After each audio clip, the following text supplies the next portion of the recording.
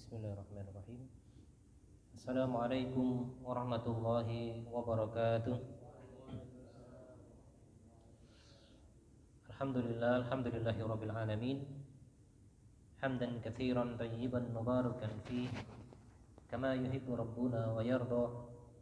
Wa asyhadu an la ilaha illallah wahdahu la syarika lah wa asyhadu anna Muhammadan abduhu wa rasuluhu alladzi la nabiyya ba'dah. Allahumma salli wa sallim wa barik ala nabiyyina Muhammadin wa ala alihi wa ashabihi wa man tabi'ahum bi ihsanin ila yaumil amma ba'd. Ikhwan fillah, a'azzani Allah, rekan-rekan jamaah masjid apa namanya? Ar-Rahman PT Yanmar yang dimuliakan Allah Subhanahu wa taala. Bersyukur di kesempatan sore yang berbahagia ini kembali Allah mengumpulkan kita di majelis yang mudah-mudahan majelis ini nanti yang akan memudahkan jalan kita menuju surganya Allah Subhanahu wa taala. Hari ini seluruh makhluk yang berada di lautan, yang berada di daratan, yang kita tidak mengenal namanya satu persatu, mendoakan kita semuanya. Setiap langkah kaki kita didoakan kebaikan dan diampunkan dosanya Allah Subhanahu wa taala karena sebab kita berjalan menuntut ilmunya Allah Subhanahu wa taala.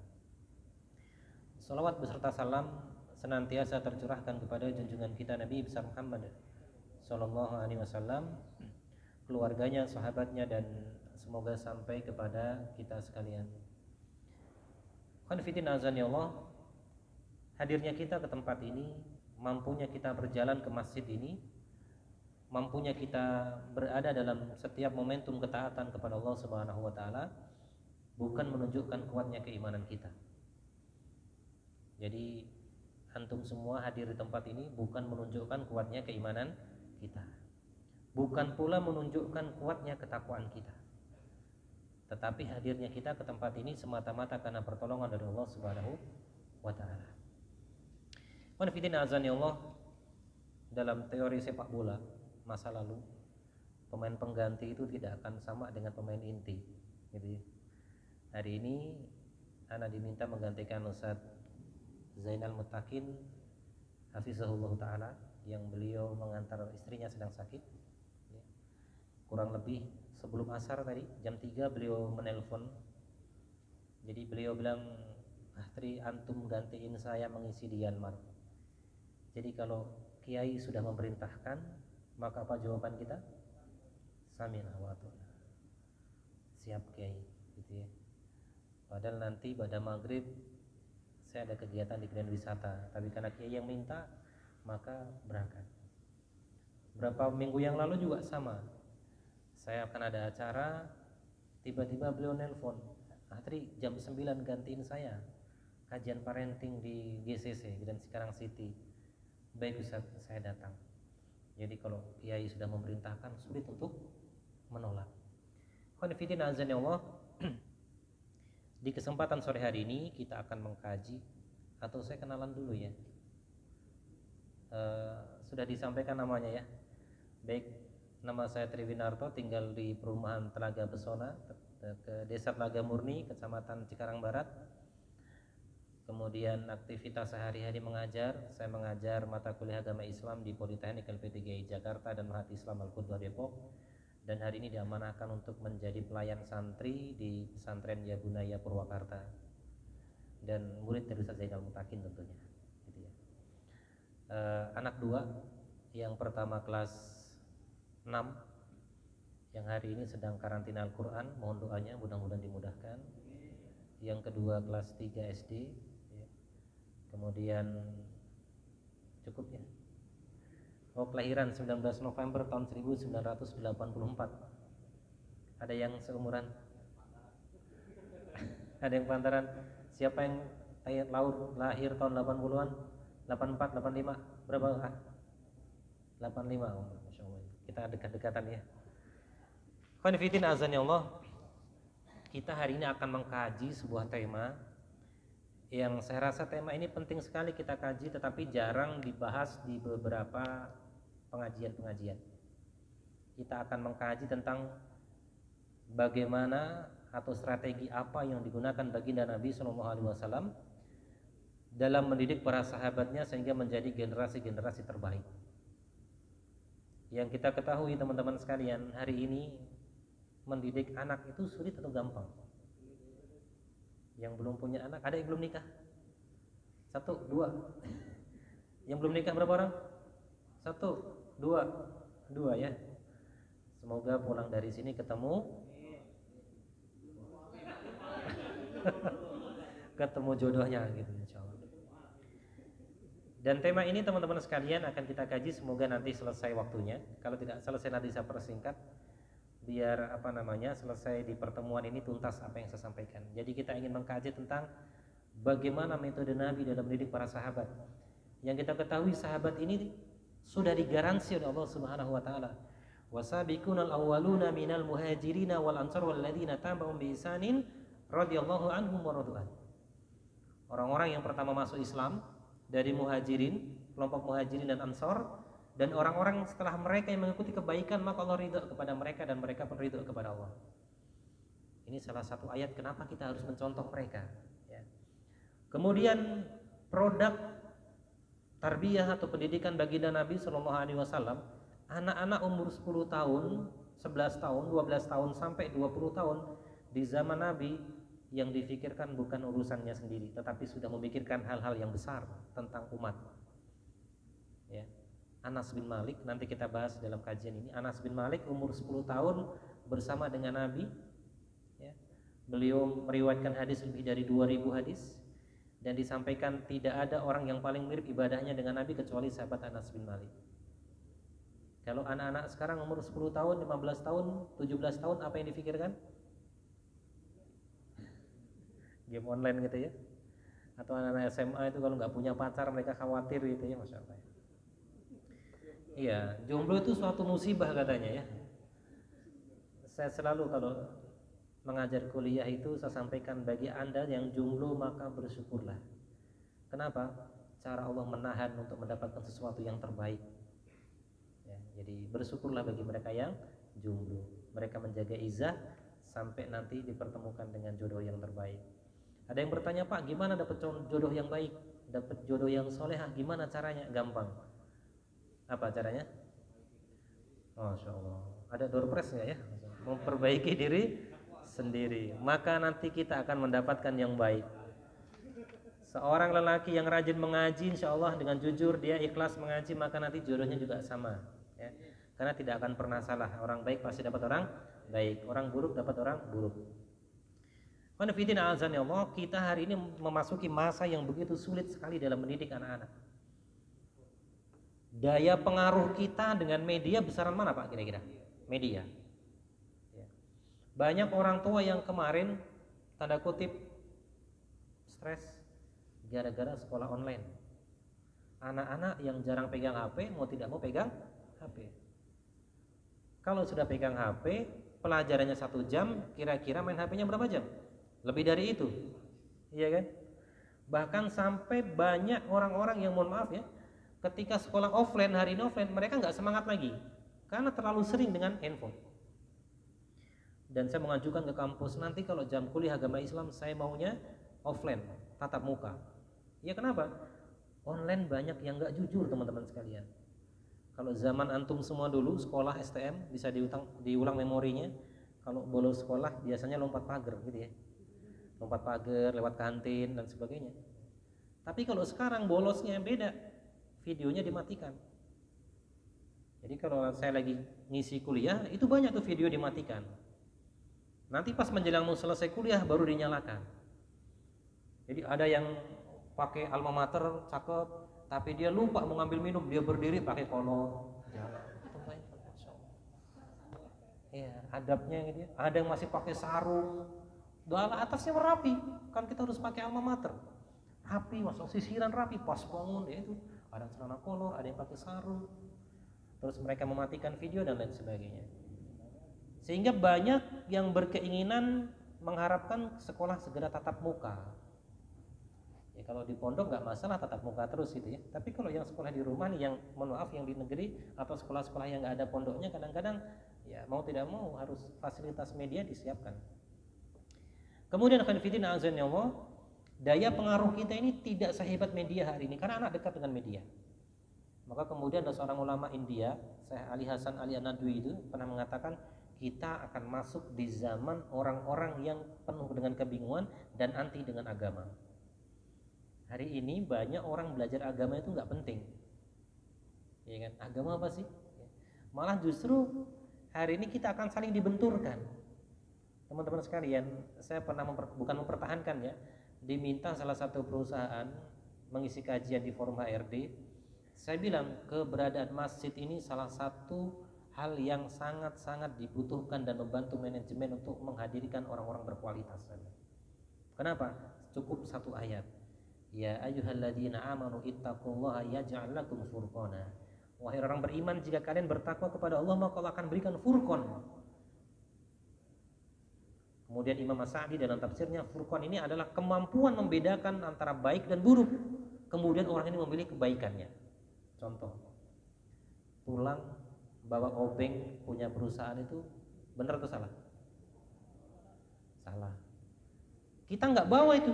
Kenapa? Kalau saya bawa ini salah, nanti dipertanggungjawabkan. Maka kita nggak mengambil itu. Itulah furqan. Masuk jam 7, kita masuk jam 8, telat tanpa sebab. Ya, benar atau salah? Salah. Kita nggak berani. Kenapa? Perjanjiannya adalah saya masuk jam 7, pulang jam 4, atau setengah 5 masuk setengah 8. Kemudian bekerja, mohon maaf, ada istilah kalau teman-teman mahasiswa itu pernah bilang, kan kelas karyawan ya, ada yang bilang, Pak, kadang di perusahaan itu yang dibutuhkan, yang maju itu bukan orang yang multi talent, multi keahlian, tapi yang multi muka katanya. Tahu maksudnya ya? Iya paham. Ayo kerja keras, tiba-tiba diakuin orang, udah biasa. Nah biasa, maka orang-orang beriman gak akan melakukan itu. Kenapa? Dia gak jujur dengan dirinya sendiri. Dan setiap kedustaan suatu saat pasti akan terbuka. Maka kemudian forum-forum ta'lim ini menjadi salah satu penguat untuk menjadikan pekerja-pekerja yang profesional, pekerja-pekerja yang bertanggung jawab. Allah. Ini sekilas saja ya. Kemudian kita lanjutkan. Hari ini kita juga masuk di suatu zaman yang kadang-kadang, mohon maaf sekali, anak-anak pengaruh dari rumah nggak besar, orang tua kita nggak terlalu besar, media lebih besar, dan sekolah juga nggak besar pengaruhnya. Jadi banyak yang sekolah itu hanya masuk satu, keluar satunya, masuk telinga kanan, keluar telinga kiri. Dan oleh karena itu jamaah rahmati Allah, kita membutuhkan suatu sistem bagaimana caranya biar pendidikan kita berkualitas. Dan yang perlu kita pahami hari ini, banyak kesalahan atau paradigma masyarakat tentang sekolah. Banyak orang yang menganggap sekolah ditentukan, hebatnya sekolah ditentukan oleh faktor biaya. Sehingga kita sering mendengar nih di perumahan, ibu-ibu kalau dalam majelis pohon-pohon ceri itu lagi ngumpul-ngumpul, anak saya masuk sekolah saya 20 juta masuknya. Pernah dengar Pak ya? Anak saya masuk pesantren sono 30 juta. Anak saya 15 juta. Anak saya masuk kelas internasional 50 juta barangkali.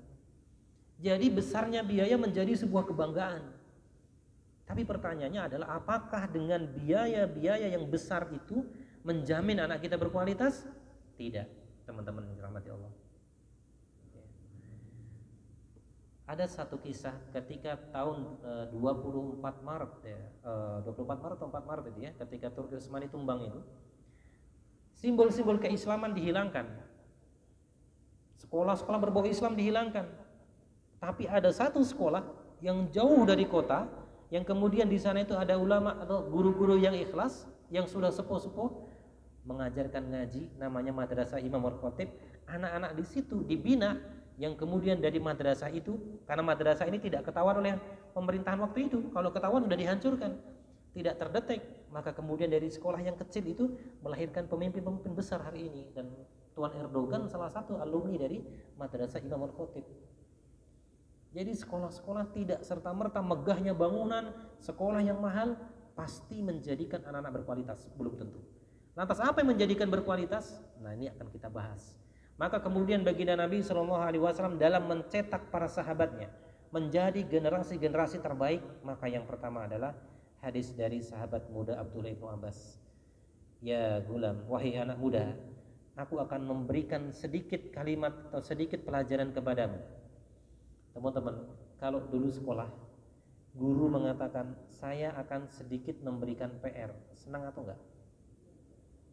Senang ya. PR 1 nomor misalkan, senang.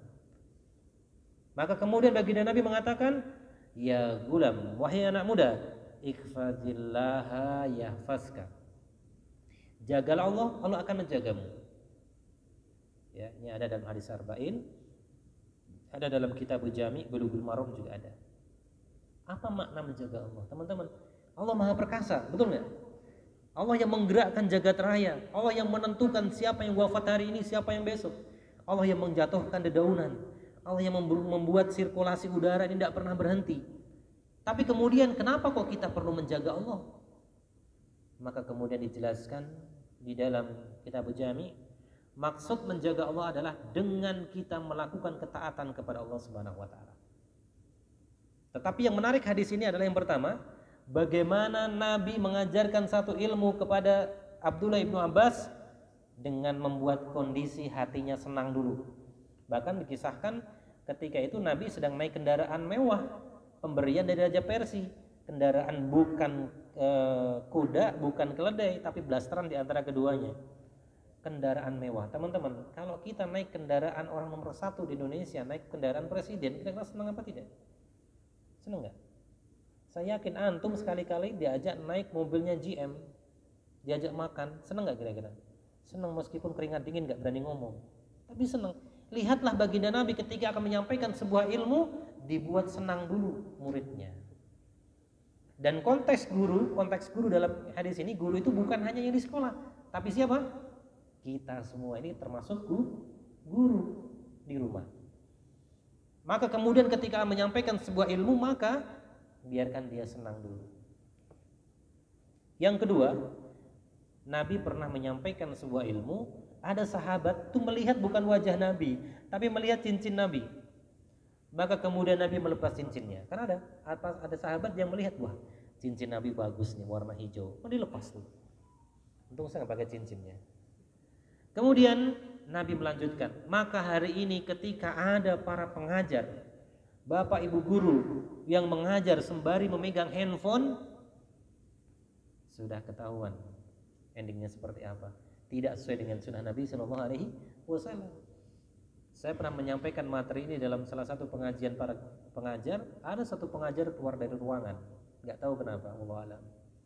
Saya bilang, usahakan ngajar jangan pegang handphone. Anak-anak buka halaman sekian, dibaca, dikerjakan soalnya. Baik bu, baik pak.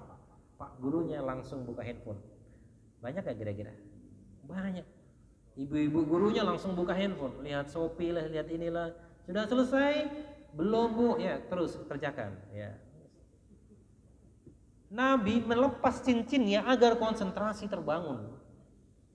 Saya yakin teman-teman masih ingat guru waktu dulu SMP atau SMA, kebiasaan guru dulu waktu SMA mengajar, ada satu guru yang pasti diingat, pasti ada. Saya ingat guru itu yang selalu bilang kata-kata yang. Sampai kadang-kadang sebelum pelajaran beliau, kita punya tantangan. Yuk, kita tantangannya menghitung Pak Guru mengucapkan kata yang berapa kali. Jadi yang dimaksud ini adalah yang termaktub dalam ini, yang terus diulang-ulang. Itu kita ingat. Bahkan, mohon maaf, kadang-kadang murid ketika sudah merasa tidak respect dengan guru, karena guru tidak mampu membuat perhatiannya, kadang-kadang mohon maaf, pulpen lebih menarik dibandingkan guru yang mengajar. Barangkali antum pernah merasakan update status ya. Kalau dulu update statusnya di mana? Di meja. SMA jarang ada meja itu bersih. Betul nggak kira-kira? I love you tanda panah. Iya. Atau di kamar mandi, masalah ya dulu update statusnya di kamar mandi. Kelas 12A inisial I titik-titik. Bukan pengalaman, dia sering baca aja gitu. Jadi meja tempat menulis ya. Kadang pulpen lebih menarik dilihatin aja gitu sambil ngelamun, masyaallah. Jadi waqafillah, hadis ini memberikan penjelasan cara menyampaikan ilmu. Mohon maaf. Contoh ya. Nak, sholat ke masjid. Ini bapaknya nyuruh. Bapak nggak berangkat. Bapak udah pernah sono berangkat. Anaknya berangkat nggak kira-kira? Iya berangkat tapi dongkol, betul nggak? Nak, yuk ke masjid bareng bapak. Karena bapaknya tanggung nonton Indonesia Malaysia kemarin. Itu saya sore ngisi kajian. Saya bilang ke jamaah-jamaah rahmati Allah, tenang, kajian kita Isya selesai. 7:30 kick off, babak pertama mulai. Jamaah siap Ustaz. Isya selesai kan jam 7:30 lewat ya. Itu banyak yang gak sholat sudah itu langsung but. Saya bilang hadirnya kita di depan TV, nontonnya kita di depan TV gak akan ngaruh dengan skor. Betul nggak? Tapi doa kita di tempat ini bisa saja mempengaruhinya. Saya pernah di kampus itu ada program menginap ya, mahasiswa itu pernah menginap di masjid gitu. Suatu saat ketika menyampaikan pembekalan jam 3 sore, itu wajah mahasiswa itu nggak seperti biasanya. Kenapa? Karena nanti pada maghrib final Thailand dengan Indonesia. Wajahnya sudah nggak seger pokoknya, kayak keterpaksaan beliau berangkat. Tapi kemudian kita nggak memberitahukan kepada mahasiswa, kita menyampaikan di masjid, nanti di serambi masjid digelar nonton bareng. Mereka sampai masjid kaget. Teman-teman, kick off-nya nanti jam 8 ternyata. Nanti selesai sholat Isya, kita sholat 2 rakaat, kemudian nonton bola bersama-sama. Kaget baru kali ini pengajian ada nonton bola. Mereka nonton seneng banget. Ya. Nah tadi bapak-bapak kalau meminta anaknya ke masjid sedangkan dia tidak ke masjid, anaknya akan berangkat tetapi tidak akan membekas dalam hatinya. Tapi kemudian ketika sang bapak mengambilkan peci, mengambilkan sarung, diajak ke tempat wudhu, yuk kita ke masjid bareng boncengan yuk. Berangkat gak anaknya? Berangkat. Seneng gak? Seneng. Sama ketika ada seorang ibu, Ustaz tolong dong suami saya ini jarang ke masjid, jarang Jumatan. Ibu gimana nyuruhnya? Ya biasa Pak, sono Jumatan. Coba sekali-kali dirubah Bu. Kadang-kadang komunikasi kita yang gak tepat. Pak bangun, lihat jam berapa ini? Belum bangun. Ibunya yang salah. Orang tidur suruh lihat jam. Pak bangun jam berapa ini? Jam berapa? Ya gak ngerti orang tidur. Coba Bu, hari Jumat jam 11:04 siapkan baju koko yang bagus. Siapkan sarungnya, siapkan pecinya. Kasih uang 100.000 di atasnya. Pak, berangkat Jumatan itu buat infak. Saya yakin dengan kata-kata yang lembut beda hasilnya teman-teman. Ya, sono berangkat. Tuh kalau disuruh begitu ada dongkolnya, tapi cobalah dengan bahasa hati. Dan Rasulullah SAW begitu memperhatikan bahasa hati ini. Bahkan suatu saat ketika sahabat Anas bin Malik, ya Anas carikan aku sesuatu. Maka Anas bin Malik pergi. Nabi nunggu lama nih, Anas kok nggak datang. Kemana nih Anas? Dicari. Ternyata Anas ini sedang bertemu dengan temannya, ikut bermain dengan temannya. Ketika melihat Nabi dia merasa nggak enak. Di pundaknya dipegang oleh Nabi. Ya Anas, selesaikan permainanmu. Setelah itu carikan apa yang kucari. Marah nggak Nabi? Enggak. Kita saja contohnya pulang ke rumah yang hobi ngopi gitu ya. Di rumah kopinya habis jam 5 sampai rumah. Nak belikan kopi, kasih 5.000. Ini anak kita ini anak cowok yang kadang-kadang apa? Luar biasa. Di tengah perjalanan lihat temennya mancing, dapat ikan, lihat tuh di kali. Kita nunggu sampai 5:30 nggak datang-datang. Menjelang azan nggak datang. Kita cariin anak kita di pinggir kali main pancingan sama teman-temannya. Apa yang kita lakukan? Ceburin? Jewer. Panggil sini nak, tolong belikan kopi, Mbak tunggu di rumah, masya Allah. Ya. Karena fitina azan ya Allah, metode guru yang luar biasa, orang tua. Maka perlu skill, perlu kemampuan dalam mendidik anak-anak. Dan ini adalah sebuah materi yang tidak pernah kita dapatkan sebelumnya. Ya. Pernah nggak teman-teman mendengar kabar, mendengar kuliah jurusan keluarga sakinah?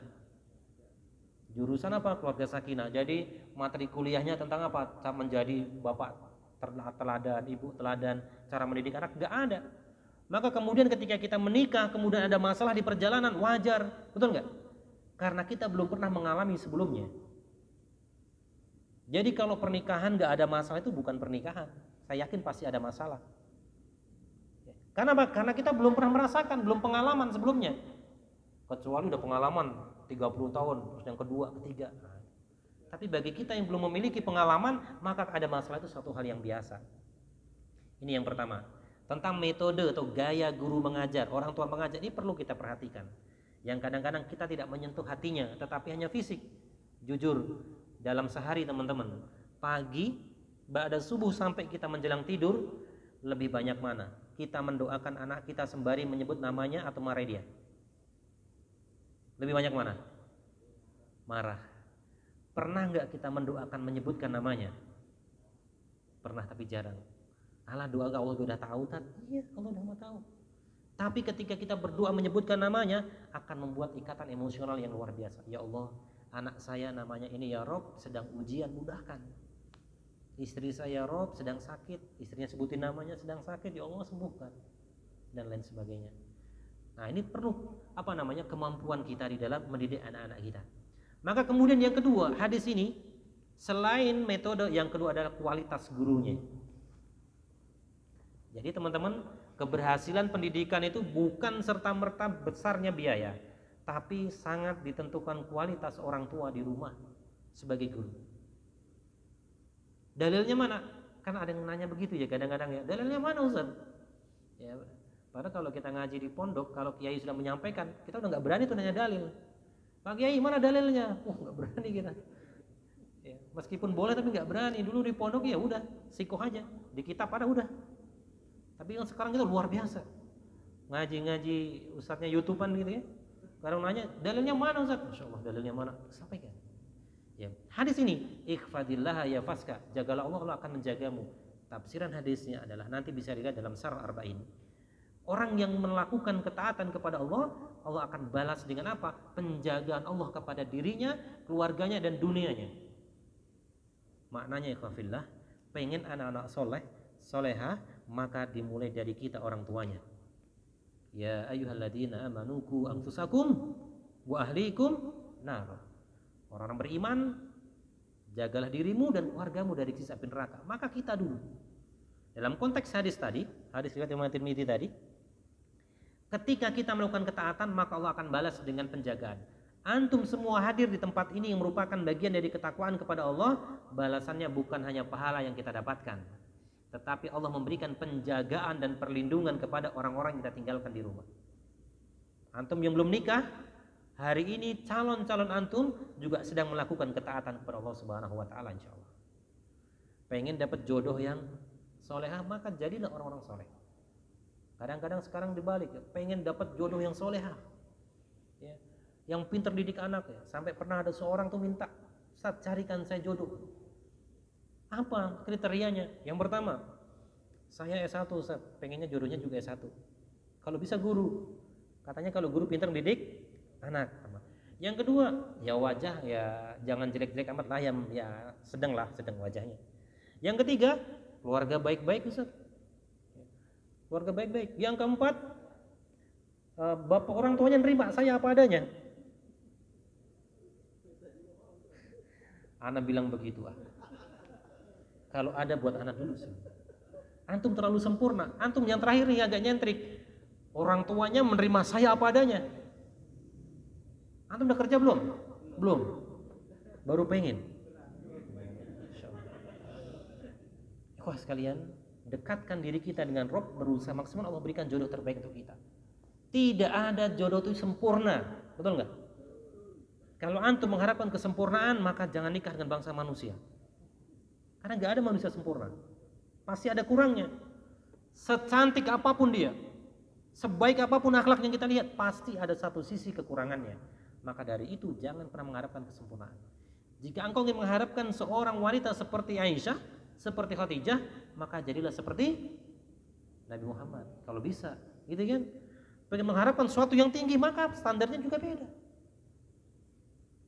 Pengen soleha yang nggak pernah berpacaran, masya Allah.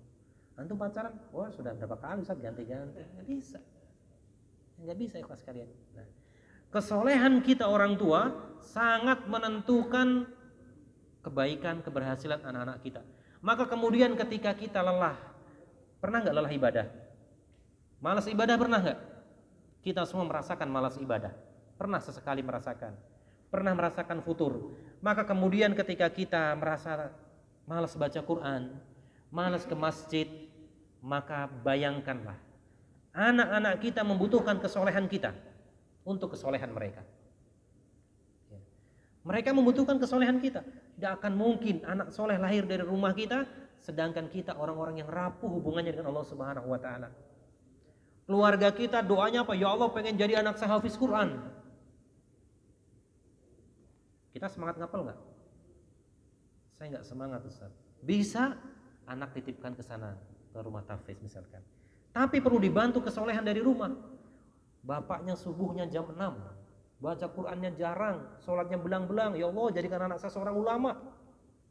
Lihat kualitas orang tuanya. Teman-teman, Nabi Ibrahim alaihissalam disanjung oleh Allah. Innallaha astafa Adama wa Nuhan wa Ibrahim wa Imran 'alal alamin. Allah melebihkan keluarga Adam, Allah melebihkan Adam, melebihkan Nuh, keluarga Ibrahim dan keluarga Imran. Kata Allah, keluarga hanya dua, Ibrahim dan Imran. Imran lelaki soleh, wanita soleha istrinya, melahirkan wanita soleha bernama Maryam, melahirkan anak bernama Isa. Nabi Ibrahim seorang yang soleh, punya istri soleha. Dari Sarah melahirkan nanti Nabi Ishak. Dari Hajar Nabi Ismail. Dari Nabi Ismail keturunan sampai Nabi Muhammad SAW. Nabi Adam bapaknya soleh, istrinya soleha, tapi ada satu anaknya yang nggak soleh. Pengen Pak? Bapaknya soleh, bapak soleh, istrinya soleha, tapi anak kita bandel, nggak taat, mau Pak? Enggak. Pengen seperti Nabi Nuh. Nabi Nuh soleh, tapi istri dan anaknya membangkang. Mau? Tidak. Nabi Ibrahim, bapaknya soleh, istrinya soleha, anaknya soleh. Pengen keluarga Ibrahim berarti kita. Tapi ada syaratnya. Antum yang jawab, bukan saya.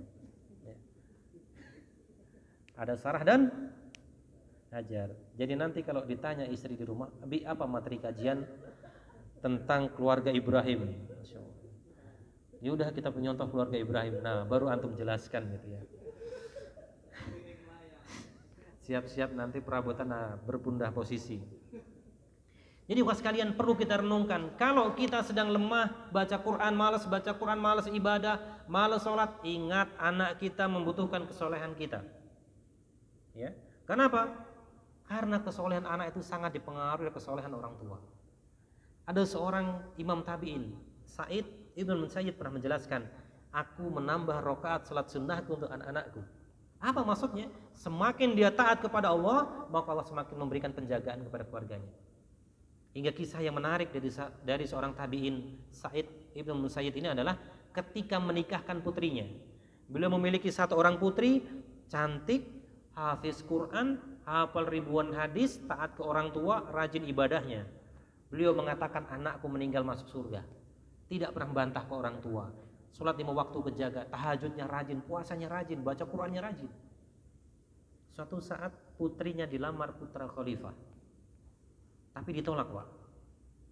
Yang bujangan perhatikan kisah ini, nanti bisa antum jadikan argumen ketika berhadapan dengan calon mertua. Bisa ya. Sang wanita ini dilamar oleh putra khalifah, ditolak. Lantas kemudian Sa'id Ibn Musayyib mencarikan jodoh untuk putrinya, dan kemudian didapatinya seorang bernama Abdullah ibnu Wada'a, yang tiada lain tiada bukan adalah muridnya. Ini murid setahun yang lalu ditinggal meninggal oleh istrinya. Beliau enggak ganteng, enggak biasa, bahkan di bawah biasa, tidak memiliki tempat tinggal yang bagus, tempat tinggalnya kecil, berantakan. Wahai Abdullah, maukah engkau kesinilah, dipanggil di masjid. Ya Ustaz, mau nikah enggak? Mau. Tapi dengan siapa? Enggak ada yang mau dengan saya. Ada. Siapa? Anak saya. Kaget Pak. Bahkan dalam kisah dijewer pipinya ini, bener enggak nih saya mau dijodohkan sama anak guru saya? Maka kemudian dinikahkan. Setelah nikah, Abdul Wada ini pulang ke rumah, duduk di tempat dia tidur sendiri pulangnya, ditinggal itu istrinya di masjid, di rumahnya bapaknya. Di rumah dia bengong, dicubit pipinya. Bener nggak nih saya nikah dengan putrinya ulama besar Sa'id Ibn Musayyib? Benar. Kemudian datanglah, diketok-ketok pintu, assalamualaikum. Ternyata apa? Sang mertua yang tiada lain tiada bukan adalah gurunya datang membawa anaknya. Ini anakku, istrimu, kenapa engkau tinggal? Nih, diberikan. Masuk ke kamar, pintu dikunci, dan hari itu kemudian jilbab cadarnya dibuka. Apa kata beliau? Wada'a. Masya Allah, baru kali ini seumur hidupku melihat wanita yang sangat cantik. Dan Sa'id Ibn Musayyib beliau selama 40 tahun belum pernah ketinggalan takbiratul ihram di masjid. Apa maknanya? Selalu sholat jamaah di masjid, ikhlas kalian. Kabar ini terdengar sampai khalifah mengirim utusan cari alasan kenapa dia lebih memilih seorang duda yang miskin dibanding anak saya. Sa'id Ibn Musayyib mengatakan, wahai Tuan, seandainya anakku nikah dengan putra khalifah, maka kemudian kehidupannya akan mewah. Aku khawatir kemewahan itu akan melemahkan imannya. Tapi aku lebih memilih seorang pemuda yang tidak memiliki harta dunia yang banyak, yang kerjaannya ngaji, mengajar ngaji, agar keimanan anakku terjaga. Antum ceritakan nanti calon mertua, saya tidak punya apa-apa, tapi saya punya majelis taklim. Sampaikan kalau ada seorang pemuda soleh datang melamar wanita, kalau tidak diterima maka terjadi musibah. Gitu ya. Tidak memiliki dunia tapi dia dekat dengan Robnya. Sa'id Ibn Musayyib kisahnya. Kesolehan orang tua pengaruh kepada anak-anaknya. Yang kedua, jadi yang pertama tadi bagaimana menjadi seorang pribadi yang soleh orang tua dan guru yang terbaik tadi. Nah yang kedua adalah metode yang digunakan Nabi. Metode yang digunakan Nabi SAW dalam mendidik para sahabat, diantaranya kisah Anas bin Malik. Anas bin Malik berarti bapaknya namanya Malik, ya. Anas bin Malik berarti bapaknya Malik gitu ya. Ketika lahir ke dunia nih Anas bin Malik ini, ibunya Ummu Sulaim itu menggendong sembari mengajak dialog, doa-doa yang disampaikan. Dan ini adalah kelebihan wanita. Teman-teman sekalian, silakan dijawab dengan jujur. Lelaki dan wanita itu banyak ngomong siapa? Hah? Wanita. Kelebihan atau kekurangan kira-kira? Kelebihan omongan? Bukan ya. Wanita itu memang ditakdirkan lebih banyak berbicara dibandingkan lelaki. Pak Cahya itu mengatakan, Pak Cahya Dita Karyawan itu dalam sebuah seminar, wanita itu harus 20.000 kosakata setiap hari diucapkan. Kalau lelaki hanya 7.000. Pantas ketika wanita lebih banyak ngomong dibanding lelaki. Apa maknanya? Salah satu hikmahnya adalah cara Allah mengajari anak-anak kita lewat wanita itu, istri kita. Contoh, kita punya bayi digendong, pasti istri kita ngajak ngomong, betul nggak Pak? Ada nggak ibu-ibu yang anaknya kecil didiemin aja sejam? Nggak diajak ngomong, ada nggak? Nggak ada. Pasti diajak ngomong, dinyanyikan, kemudian diceritakan besok gede jadi apa. Padahal dia nggak ngerti. Tapi coba berikan ke bapaknya 1 jam saja. Bingung mau ngajak ngomong apa? Ngajak ngomong bola nggak ngerti, nyanyi nggak bisa. Lelaki kan begitu ya, realistis ya. Ini sajak ngomong dia nggak ngerti, sia-sia saya ngomong gitu kalau kita. Nih liatin tayo, HP paling. Kita nggak memiliki kelebihan dibanding wanita, ya. Maka bersyukurlah kalau istrinya banyak ngomong. Ya. Kemudian kita lanjutkan ya. Metode Anas bin Malik. Jadi beliau ketika kecil lahir ke dunia diajak diskusi dengan ibunya dan diajari kalimat-kalimat kebaikan. Apa kata bapaknya? Wahai istriku, engkau ajari apa anak kita? Ini kalimat-kalimat yang tidak pernah diajar oleh nenek moyang kita.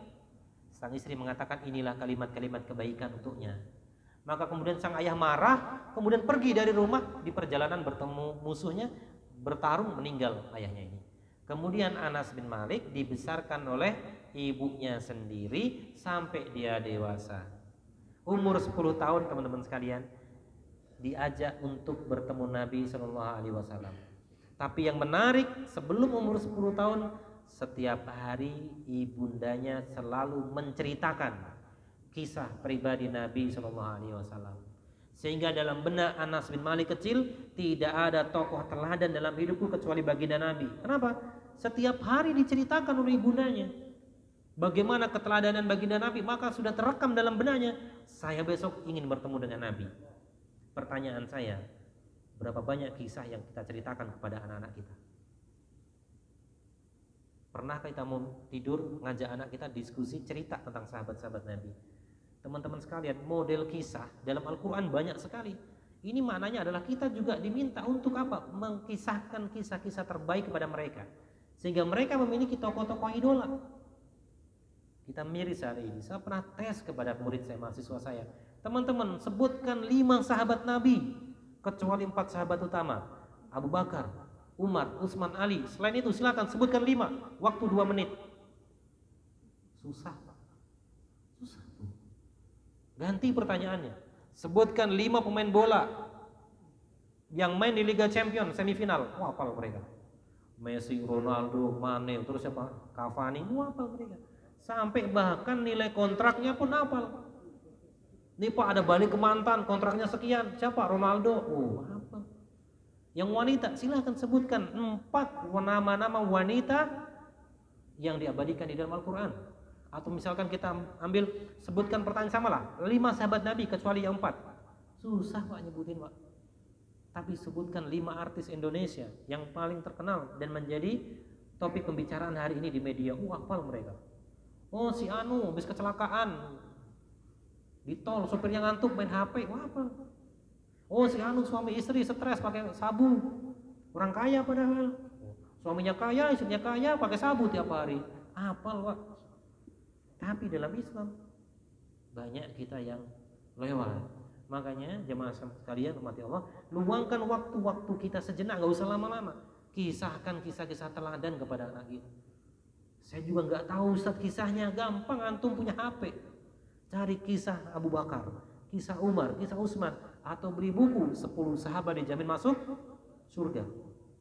Kisahkan depan anak-anak biar mereka memiliki impian-impian. Teman-teman sekalian, kadang kita kalah, nggak akui ya. Di barat itu, antum lihatlah di Amerika. Film-film di Amerika coba lihat. Pertama, temanya apa? Kehebatan tentara Amerika, betul nggak? Sampai satu tentara Amerika bisa mengalahkan satu negara yang nggak pakai baju, pakai ikat ke rambut. Satu orang ngalahin satu negara.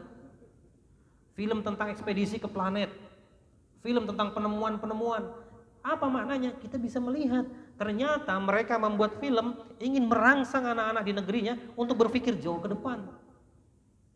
Jauh dengan negeri plus 62 tuh. Ganteng-ganteng serigala tuh filmnya. Itu bisa bayangkan film-film begitu apa nilai-nilai pendidikannya? Suster ngesot, ya Karim. Azab seorang istri membantah suami.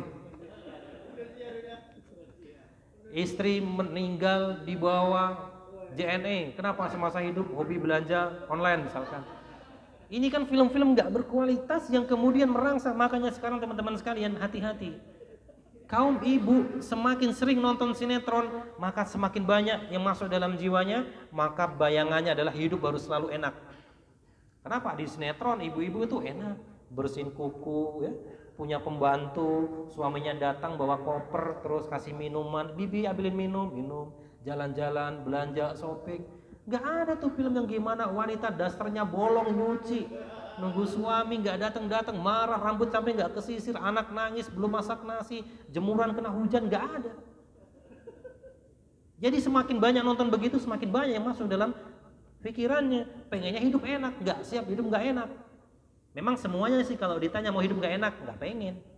Tapi ketika keadaan mengharuskan kita mohon maaf, ekonomi sedang turun, mereka nggak siap. Kenapa? Setiap hari yang menjadi contoh di film. Mas mau di film tuh ibu-ibu, masya Allah pakai mobil, pengen mobil. Mas lihat sebelah, sama-sama satu PT, satu bagian masuknya sama. Beli kulkas, masa kulkas kita nggak ganti-ganti itu? Efek yang nonton film itu. Mas lihat sebelah, masuknya sama, bahkan malah tinggian Mas jabatannya. Dia operator, Mas leader. Tiap pagi dia manasin mobil. Masa kita manasin sayur tiap pagi? Kapan manasin mobilnya Mas? Teman-teman, suami kalau istri setiap hari bilang begitu, kepikiran nggak kita? Kepikiran. Allah, ini akhir tahun Desember ya. Ini akhir tahun Desember nih kayaknya ada tahunan. Tadinya buat sekolah adalah buat cicilan DP mobil. Belilah mobil DP 20 juta, cicilan 4,5 juta. Ya Masya Allah, gajian 20 koma tiap bulan. Tanggal 20 udah koma. Tenang, ada koperasi, sambung koperasi 10 hari. Gajian potong koperasi buat mobil terus ya, dan seterusnya. Kalau sekalian, nah, kita kurangilah ya. Kita berikan tarbiyah pendidikan kepada istri-istri kita. Jangan banyak nonton sinetron. Dampaknya ke kita juga nantinya ya. Mas di sinetron tuh make upnya begini-begini loh, glowing loh, minta jatah. Banyak kisah gitu ya. Nah, Anas bin Malik setiap hari diceritakan. Maka kemudian terangsang dalam jiwanya, aku pengen bertemu dengan Nabi. Maka kemudian ketika satu hari terdengar kabar baginda Nabi SAW beserta sahabat ingin hijrah, maka orang-orang di Madinah ini menunggu. Ada yang punya uang disiapkan, punya makanan disiapkan, punya tempat tinggal disiapkan. Untuk apa? Nanti ketika rombongan hijrah datang, mereka untuk tinggal, mereka akan diberikan. Tapi kemudian hari itu tidak ada yang datang. Karena ternyata baginda Nabi SAW datang ke Madinah, jalannya kan muter. Tidak jalan biasa peristiwa hijrah itu, tapi muter jalannya. Jadi kejauhan nampak dua orang berjalan. Maka betullah baginda Nabi SAW serta sahabat Abu Bakar. Maka orang-orang memberikan apa yang dia punya. Ada seorang ibu bernama Ummu Sulaim tadi. Ya Rasulullah, aku punya Unais. Unais itu anak kecil. Aku berikan kepadamu, jadikan dia pembantumu ya Rasul. Doakan dia.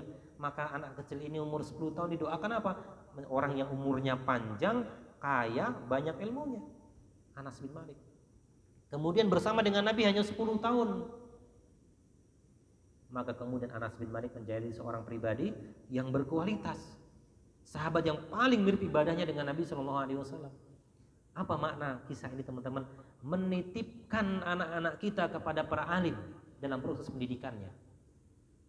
Kita merasa nggak mampu nih, waktu saya nggak ada, ya sudah bismillah aku titipkan ke pondok, titipkan ke orang-orang alim, dimasukkan ke dalam TPA sehingga menjadi anak yang berkualitas. Ada kisah namanya Rabi'ah Ar-Ra'yi. Dia ini seorang anak yang begitu luar biasa. Awal kisahnya adalah ketika sang ayah bernama Faruk mengatakan kepada istrinya, wahai istriku, aku akan pergi berjihad. Istrinya sedang mengandung 9 bulan teman-teman sekalian. Apa kata istrinya? Berangkatlah wahai suamiku. Hari berganti hari gak ada kabar. Minggu berganti minggu, bulan berganti bulan, tahun berganti tahun gak ada kabar. Ada kabar mengatakan, wahai Ummu Rabi'ah, suamimu telah meninggal. Ada yang mengatakan suamimu telah ditahan musuh. Tapi kemudian wanita mulia ini mengatakan, berprasangka baik, suamiku telah meninggal di jalan Allah. Teman-teman sekalian, beliau membesarkan anaknya sendirian. Dengan apa? Dengan uang yang ditinggalkan suaminya dulu yang begitu banyak.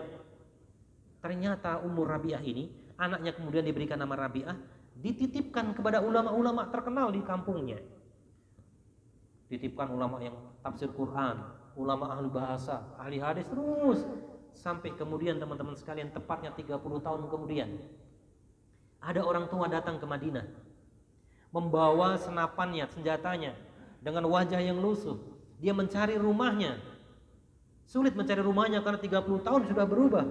Tapi ada satu rumah pintunya tidak berubah, rumah dia. Maka kemudian tanpa mengucapkan salam dia langsung masuk ke rumah. Saking bahagianya. Di dalam rumah ada seorang wanita berteriak, wahai musuh Allah, kenapa engkau masuk ke rumah kami?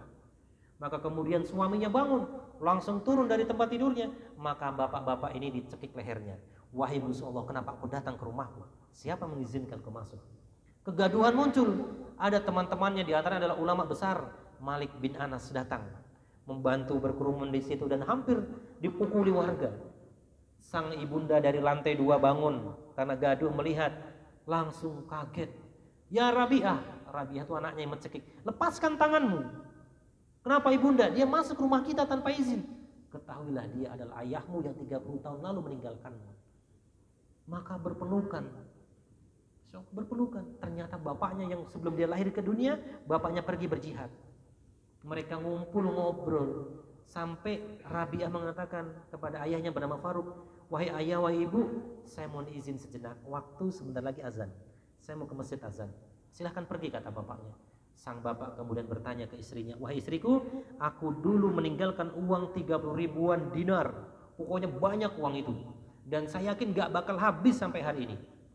Aku punya uang emas banyak, aku berikan kepadamu lagi, kita kumpulkan, kita beli tanah, investasi lah bahasa kita, kebun. Uang itu sudah habis teman-teman. Maka sang wanita ini kemudian mengalihkan pembicaraan, wahai suamiku udah mau azan, kenapa gak ke masjid? Oh iya, kan dulu azannya nggak pakai speaker ya, nggak kedengeran. Maka kemudian Faruk ini sang suami pergi ke masjid. Apa yang terjadi teman-teman? Sholat telah usai. Beliau sholat sendirian. Setelah sholat, beliau kemudian pergi ke makam baginda Nabi SAW karena kangen, ingin berdoa, ya, ingin mendoakan Nabi SAW. Kemudian dia kangen sekali dengan Nabi, obatnya adalah dia berziarah. Kemudian pulang, ternyata di masjid penuh dengan ribuan manusia. Sedang ada majelis ilmu. Beliau dari kejauhan, tidak kelihatan jelas sang wajihnya, pembicaranya. Cuma beliau bergumam dalam hatinya, ya Allah, alangkah indahnya jika itu adalah anakku. Maka kemudian beliau bertanya kepada teman di sampingnya, wahai sahabatku, siapa nama ulama ini? Apa kata sahabat ini? Wahai saudaraku, engkau pasti bukan orang Madinah. Saya orang Madinah? Bukan. Orang Madinah pasti kenal dengan beliau. Tahukah engkau, di majelis kita ini duduklah ulama besar kita, Imam Malik bin Anas, menuntut ilmu kepada beliau. Di majelis ini duduklah Imam Sufyan Ats-Tsauri, menuntut ilmu kepada beliau. Al-Imam Abdurrahman Al-Auza'i menuntut ilmu kepada beliau. Beliau ulama muda, umurnya 30 tahun. Kami menyebutnya Rabi'ah Ar-Ra'i. Kenapa Ar-Ra'i? Ketika kami tidak mendapatkan, belum memahami makna ayat ataupun makna hadis, maka kami bertanya kepada beliau. Siapa nama bapaknya? Kata Faruk. Bapaknya Faruk Abu Abdurrahman yang 30 tahun lalu meninggalkan ketika beliau belum lahir ke dunia. Berguncang hatinya, Pak. Ternyata betul anaknya. Dia pulang menangis, mengatakan ke istrinya peristiwa yang dialami. Apa kata istrinya? Ini kesempatan bagiku untuk menyampaikan, wahai suamiku, uang yang kau tinggalkan kepadaku seluruhnya aku gunakan untuk kebutuhan ilmu anak kita. Sekarang lebih mulia mana? Ilmu atau anak kita? Atau harta yang kau tinggalkan? Maka apa kata sang ayah? Harta itu tidak bernilai, anak kita lebih bernilai. Lihatlah kualitas teman-teman sekalian. Seorang anak yang dititipkan kepada alim ulama, pertama. Kedua, kualitas ibunda dan ayahandanya menjadikan anak-anak berkualitas. Pernah nggak kita membayangkan suatu saat kita sholat tarawih, imamnya adalah anak kita? Pernah nggak ngebayangin teman-teman? Bayangkanlah dan berdoalah. Suatu saat antum Jumatan di masjid, di perumahan, yang di mimbar adalah anak-anak kita, Masya Allah. Bayangkan suatu saat ketika anak-anak kita menjadi rujukan ribuan orang dalam urusan agama. Dan bermimpilah, berdoalah untuk itu semuanya. Gak usah kita pikirkan hari ini Nana Santati harus jadi ini. Gak usah kita pikirkan. Kesalahan kita dalam pendidikan adalah kita terlalu obsesi dunia untuk anak-anak kita. Kamu harus jadi dokter, harus jadi ini. Nah, dua teman-teman, ketika anak kita memiliki dua hal ini, selesai kita, nyaman kita. Satu, anak-anak kita dekat dengan Tuhannya. Yang kedua, dekat dengan orang tuanya. Dia taat kepada Rabbnya dan birrul walidain. Selesai kita, nyaman kita di dunia. Masalah dunia Allah yang siapkan untuknya. Wallahi tidak akan pernah Allah menyia-nyiakan seorang hamba yang dekat dengan Tuhannya. Betul nggak kira-kira? Teman-teman, ada saatnya ketika nanti kita mohon maaf pegang air ini tidak sanggup. Ada saatnya ketika antum nanti minum pun harus dibantu oleh orang lain. Ada saatnya nanti kita makan pun disuapi oleh orang lain. Ada saatnya nanti kita ke kamar mandi pun dibopong, diboyong oleh orang lain. Apa yang kita butuhkan hari itu? Anak-anak yang jabatannya tinggi? Bukan. Anak-anak yang gelarnya panjang? Bukan. Tapi anak-anak yang kita butuhkan hari itu adalah anak-anak yang dekat dengan orang tuanya. Anak-anak yang begitu ikhlas mendampingi kita di penghujung usia. Kita nikmat penghujung usia kita hanya menunggu waktu berjumpa dengan Allah. Kenapa? Anak kita begitu dahsyat, Pak, minum nyuapin. Mereka begitu ikhlasnya. Mereka begitu bangga bersama dengan orang tuanya di penghujung usianya. Maka anak-anak demikian tidak akan pernah ada kecuali akidah mereka imannya kuat. Allah menyampaikan, la ta'budu illallaha wa bil walidaini ihsana wa dzil qurba wal yatama wal masakin wa qul linasi husna. Penggalan ayat surat Al-Baqarah ayat 83. Tidak boleh menyekutukan Allah. Kemudian yang kedua, berbuat baik kepada orang tua. Bahasa kita adalah berbuat baik ke orang tua satu redaksi dengan perintah mentauhidkan Allah. Berarti tidak akan ada anak-anak yang berbakti kepada orang tua dengan jujur, dengan tulus sebelum akidahnya kuat kepada Allah Subhanahu wa taala. Maka orientasi pendidikan kita adalah taat dengan Rabbnya, taat dengan orang tuanya. Berapa menit lagi maghrib? Sebentar lagi ya. Baik, teman-teman, saya ulangi lagi. Yang pertama tadi tentang metode mengajar dan kualitas orang tua dalam proses pendidikan, ini keberhasilannya. Yang kedua metodenya adalah menitipkan anak-anak kita kepada alim ulama. dan kemudian menggunakan harta kita untuk pendidikan anak-anak kita. Ini investasi terbesar. Yang kadang hari ini mohon maaf, kita punya mobil baru kena sinar matahari kita berikan tutup, betul nggak? Mobil baru kena hujan kita benar-benar cuci, kita belikan kerobong mobil. Tapi ada anak-anak kita, anak perempuan kita keluar rumah tanpa jilbab, kita biasa saja. Apakah tidak lebih mulia dibandingkan mobil anak-anak kita? Ya, kan fillah azan ya Allah. Sekali lagi, investasi terbesar kita adalah anak-anak yang saleh dan salehah. Dan anak-anak yang baik, anak yang saleh dan salehah tidak akan pernah dihadirkan dari sebuah rumah yang kita hubungannya rapuh dengan Allah Subhanahu wa taala.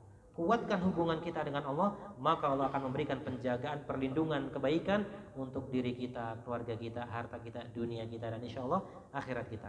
Hadanallahu wa iyyakum ajmain. Teman-teman sekalian, barangkali ini yang dapat Anda sampaikan. Sekali lagi, jika ada lebihnya datangnya dari Allah Subhanahu wa taala, ada kurangnya dari Anda pribadi. Hadanallahu wa iyyakum ajmain. Assalamualaikum warahmatullahi wabarakatuh. Waalaikumsalam warahmatullahi wabarakatuh.